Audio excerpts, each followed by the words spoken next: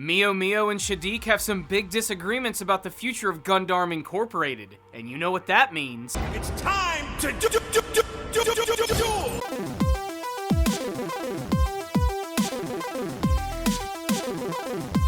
Powerful Nerdcast assemble! Stay dandy, baby. Greetings, my fellow mecha maniacs. It's time to take a look at another episode of Mobile Suit Gundam, The Witch from Mercury, an episode which finally gives us a little bit of action. I've been a little starved for some mobile suit madness, and we're finally gonna get it in the latest episode of the series, as Shaddiq has officially challenged Mio. Miorine has had enough of Shaddiq's shady bullshit, so now it's time to have a duel. And for the first time in the series, it's actually going to be a team battle format, which immediately made this one of the most unique action episodes of the entire series, and it also had an ending which completely subverted my expectations in the best way possible. But before we go over the juicy details, remember, if you are liking my content, make sure to hit that like button. It's super easy to do, and it helps out these videos a lot. And if you're loving my content, subscribe to the channel. Check out my other videos. I'd really appreciate it. So here we are, the next big major episode of the series. We have been starving for some mecha action, and this episode certainly brought a lot of that, mostly in the sense that we got a big 6-on-6 battle, which was very unique for this series, as before we've only seen one-on-one duels, and this one was really great because everything was stacked against the Earthian team, because really they only have two great pilots, that of course being Suletta and Choo-Choo, so they're going to have to recruit some of the other members of their team to battle, and some of them are willing and some of them want absolutely nothing to do with it. And to make matters worse, they don't exactly have an armory which is filled to the brim with lots of mobile suits, so they're going to have to ask the Pale Technologies group, Belmeria in particular, to borrow a couple of theirs, and they are not remarkable at all.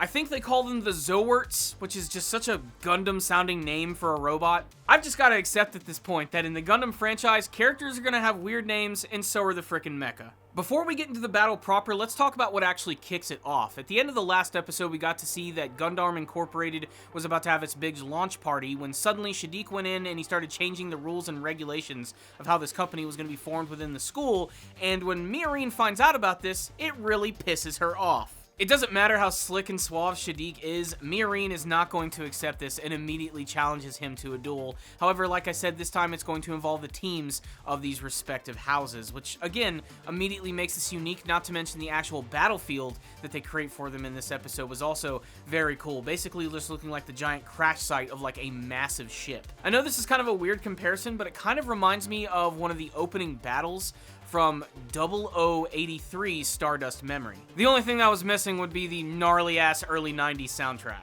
Just like the previous episodes of the series, we do establish some rules for this battle and the stipulations for what they want when they actually win. Of course, Miorine simply just wants to have her company back and to launch it without any of Shaddiq's interference, and of course Shaddiq himself just simply wants all of that. Not just Gundam Incorporated, but Miorine for himself, showing that he might have had some strong feelings for her in the past. Either that or he simply just covets that and he wants all of it. Even after this episode, Shaddiq is kind of a hard character for me to read. I mean, at first they almost made it seem like he was going to be something of a shady villain, but there does seem to be a little bit of nobility to him in this episode, especially when it comes to the very end here, but again, I don't quite know how to read him. All I know is that this is his opportunity to take control of this company, and he's going to do it by any means necessary, including bringing in his harem of girls to battle with him, and of course his brand new mobile suit, which was teased at the end of the last episode. It is known as the mecha, and it looks really awesome. I believe someone in the comments section from my last video said it kind of reminds them of the tall geese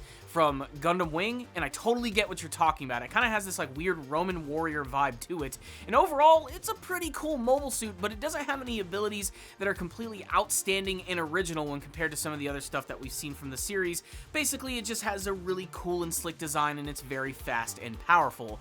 The other mobile suits used by his team are pretty standard, but they do have their at least own unique design, and I especially love the way that they fight in this episode. Like I said, not just the setting, but the actual battle itself manages to be wholly unique, if only for the fact that they are battling against Shaddiq's team, which are essentially the top guns of this university. As for the Gundam Incorporated team, of course you're going to have Suletta and Choo-Choo, who are going to be like the headliners of their team, but they also bring in a couple of the other side characters who are mostly just meat shields in this episode. There is one unique character who is the one chubby girl who goes by the name of Lalique, who really gets picked on by one of the other members from Shaddiq's team, a girl who goes by the name of Renee. She really has it out for her, and I felt that it was going to end up being something a little more revelatory, something more interesting, but apparently it's just petty high school bullshit. She's basically just angry at her because she dismissed this other boy who wanted to ask her out, and this chick just has this whole line of, like, boyfriends in reserve. I don't know. Renee's kind of a bitch. I also just want to say, like, before the battle begins, too, I really love how the school kind of, like, loves all of these individual characters. They're basically idols for them, and they get all pumped up. Renee even has her very own, like, giant room of fans. It's just ridiculous, and it totally makes sense for a Japanese school-styled anime series with giant death robots. So in typical anime reviewing fashion, there's really no way that I can do the action scene any justice. You simply need to do it for yourself. What I can say is this was a really fun and super intense battle, with Shaddiq's team basically taking advantage almost immediately, separating all of the Earthian team members and just wiping them out in a brutal, awesome fashion. They really demonstrate why they're the top guns of this school. The fighting choreography from them, not just utilizing beam weapons and beam sabers, but also just the overall speed and power of their mobile suits and doing some straight up kung fu choreography with some of them. It looks really damned cool, and I really love that Shaddiq actually decided to smartly go after Choo-Choo immediately, as she is essentially sort of like the linchpin and backup for Suletta in this battle. They realize if they get rid of everybody and they can just team up on Suletta, they actually have a chance of victory. Not to mention, they're also using that anti-Gundam technology, which pretty much nullifies just about everything that Suletta and the Aerial can do. That is until suddenly we get to learn that apparently that means shit. She can basically work through all of this and ends up working directly with the Aerial in a way that we've never actually seen before, not having to rely on her bits, but simply just her skills as a pilot. Not to mention, she seems to still be seemingly communicating with the Aerial in a way that's still kind of cryptic and confusing, especially when referring to the actual bits themselves as almost other team members. Again, just giving more, credence to the theory that potentially the Aerial itself is made up of multiple people and we just don't know how that works yet. The very souls which might even inhabit the damn thing. And it's not that weird. It kind of reminds me of Evangelion in some senses, and it might not even go in that direction. It might be something completely different. The point is here, she manages to take control and manages to take out a lot of the other team members, and it really looked like she was just going to basically beast mode her way through this battle. I thought, okay, this is pretty typical, and at this point in the episode, I actually got kind of bored, and I didn't see that happening. I'm like, alright, I get it. She's basically the Goku of the episode. She's gonna go Super Saiyan, she's just gonna start whipping some ass, and nothing's gonna stop her, until suddenly she does start getting pushed back. Even the Michaelis starts destroying her by destroying her legs and arms, and the Aerial looks like it is down for the count and it's about to be defeated, when suddenly, just out of nowhere, right as Shaddiq is about to take victory, he is suddenly sniped from afar, his mobile suit's head completely eradicated because Choo-Choo and Till were working together on the sidelines, basically just waiting for their opportunity to strike. It wasn't Suletta who brought them victory, it was none other than the pink little cotton bastard herself! That's right! Choo-Choo! She brought victory in this episode, and that was awesome. I did not see that coming at all. I simply thought she was just going to be taken out, and this was just going to be another situation of Suletta basically just powering up and winning. But no, I love that they did this. I love that they actually broke the tradition of Suletta always being the victor and showing that her teammates are becoming even more competent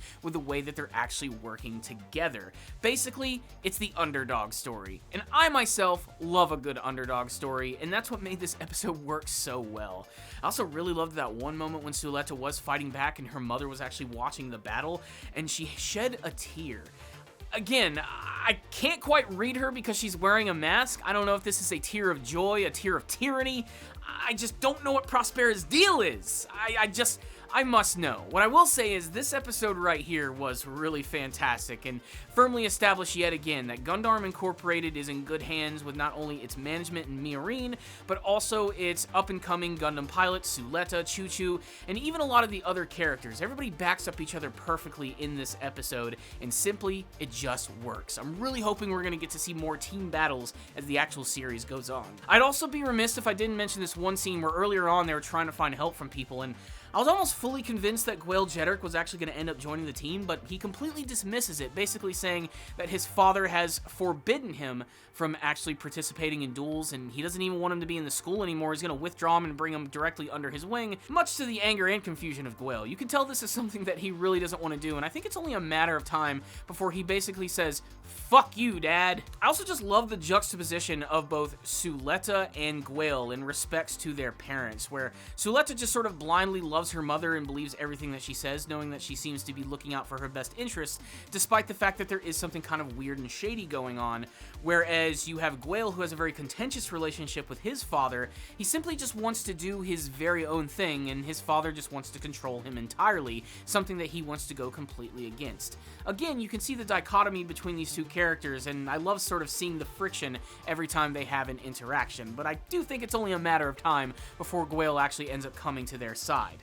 This is definitely going to piss his father off, which I can't wait to see. So yes, this episode was basically saved by the power of friendship.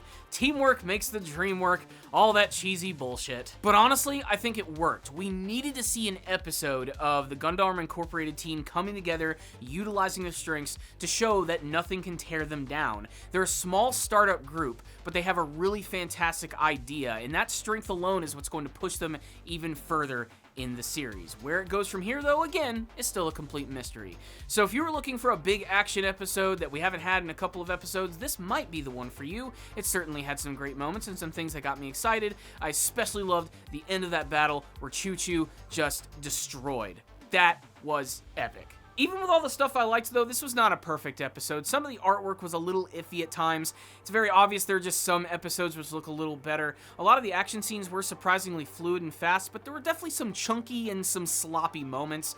But overall, it didn't take away from my enjoyment of the episode, which ultimately just got me really excited and practically shouting at the screen. I'm giving this episode a 4 out of 5. But I would really love to hear from you guys if you watched the latest episode of the series. What did you think of the big duel between Gundam Incorporated and Shaddiq's team? Did you have any favorite moments? Now that Shaddiq has been defeated, what's going to happen with his character? And what do you hope to see from the future of the witch from Mercury? Thank you guys for watching this video. I'll see you all next time. And as always, stay dandy, baby.